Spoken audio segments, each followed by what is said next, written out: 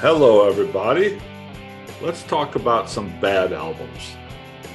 I'm Scott, and I'm here with my Geezerology buddies. We're going to kick off a series that we're going to call Off the Rails.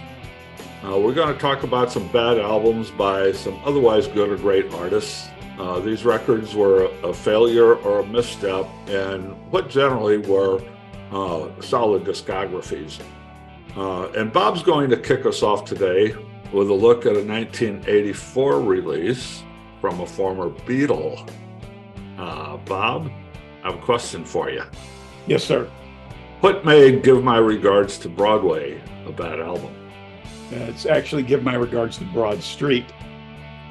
Bob? Yes. I have a question for you. Okay. What made Give My Regards to Broad Street a bad album? What made it a bad album? What didn't make it a bad album would be the answer. If you want to understand this album, look at the cover. On the cover of this album, and this album, by the way, was the soundtrack to a movie of the same name. And the movie is probably worse than the soundtrack. But anyway, on the cover of this album is a photograph of Paul McCartney with a very dazed, confused look on his face, okay? That tells you what you need to know. If Sir Paul cannot make sense of this convoluted mess, how are we mere mortals supposed to comprehend and understand what his vision behind this was? What's inexplicable to this is this album, like Scott said, came out in 1984. It went to #1 on the album charts in the UK and was certified platinum. It went to number 21 in the US and is a gold record. It underperformed expectations in the US. So maybe in 1984, we didn't hold Paul in the same reverence that they did in England. But anyway, as I said, this is the soundtrack to a movie that McCartney made called Give My Regards to Broad Street. And you would think that after the disaster of the 1978 Sgt. Pepper's movie, that they would learn not to try to make a movie around Beatles music. But apparently Paul didn't learn his lesson and he tried it again. This album is essentially a remake of existing Beatles songs and some Paul McCartney solo materials. There are 3 original songs on here. The rest, like I say, are all remakes of existing music. And he covers such Beatles classics as Good Day Sunshine, Yesterday, and Eleanor Rigby and The Long and Winding Road. And then he does some McCartney solo material like Silly Love Songs and Ballroom Dancing and some others. And there's no reason why these songs were redone. He doesn't add anything new to them. There's no really new reinterpretation. Ironically, on The Long and Winding Road, he uses a very similar arrangement that Phil Spector used that McCartney supposedly hated from back in the day. McCartney assembled a who's who list of some stellar musicians, David Gilmour from Pink Floyd, John Paul Jones from Led Zeppelin, Dave Edmunds from Rockpile, Chris Spedding, Steve Lukather from Toto, Ringo Starr appears on here, Jeff Porcaro from Toto, and then Eric Stewart from 10cc. Even had George Martin in here doing arrangements. So this thing should have worked, but it didn't. It is horrible. It's an embarrassment.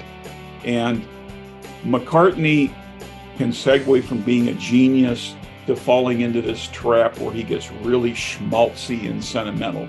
And this is him at his schmaltziest and most sentimental. And if you have to write a song like Silly Love Songs to justify doing silly love songs, you got a problem.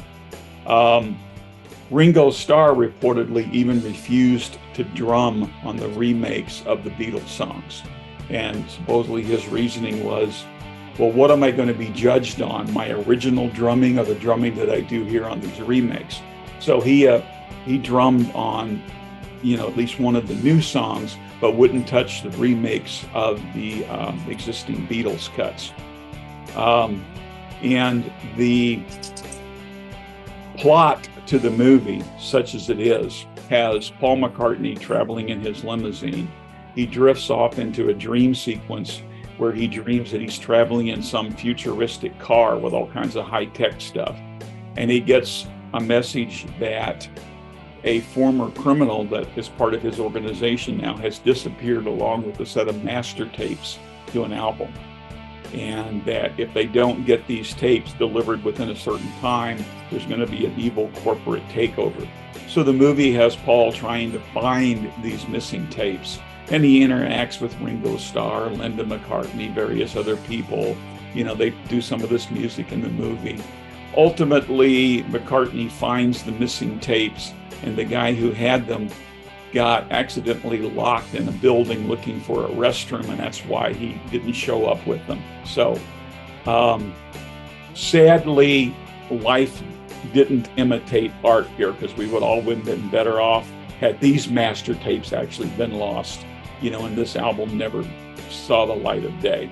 But it reportedly, supposedly did some damage to McCartney's career here in the U.S. that he never fully recovered from this. But anyway, like I say, of the 3 new songs on here, one of them became a big top 10 hit, and that features the guitar solo by David Gilmour from Pink Floyd.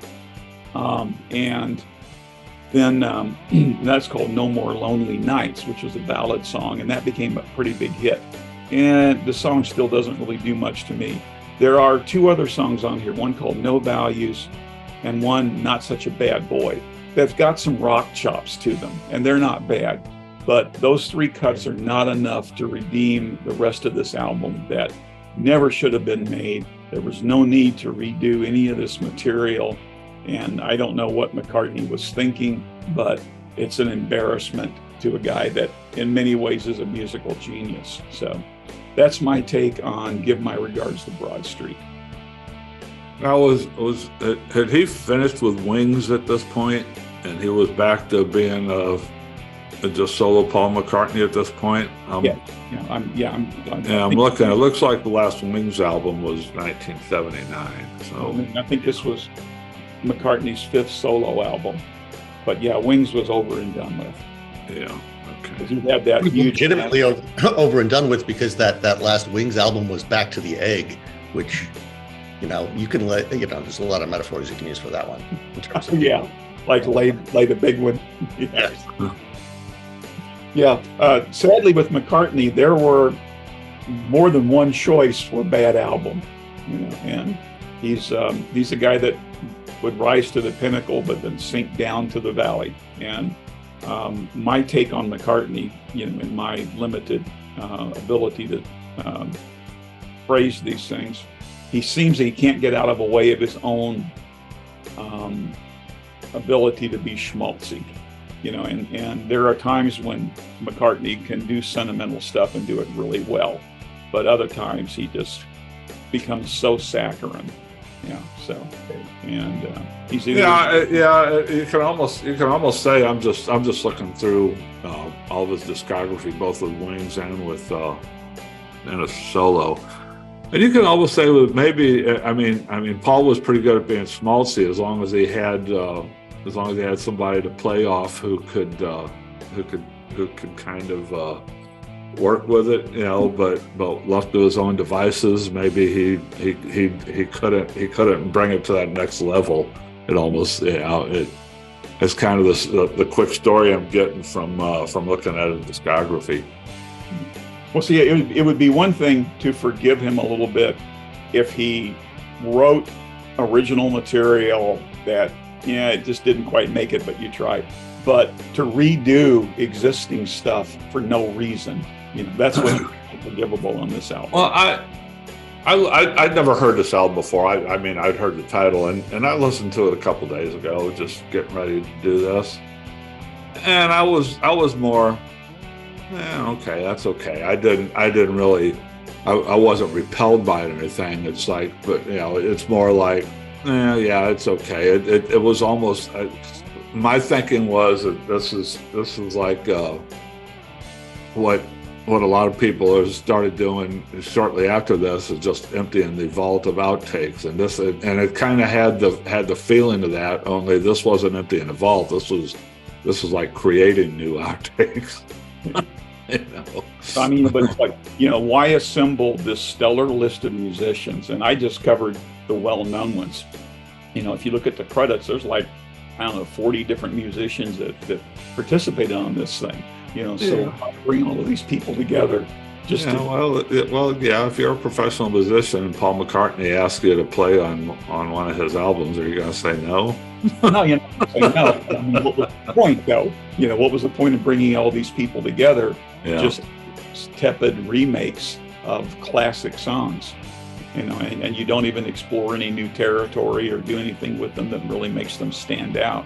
And in some ways, like, the Long and Winding Road, you just kind of lounge lizarded out. Give my regards to Broad Street, 1984 Paul McCartney release, and not so good. So anyway, if you enjoyed listening to this, hit that subscribe button and drop a comment. Now you got the right to sing the old man blues. They're trading your Playboy for some hush puppy shoes. One more time.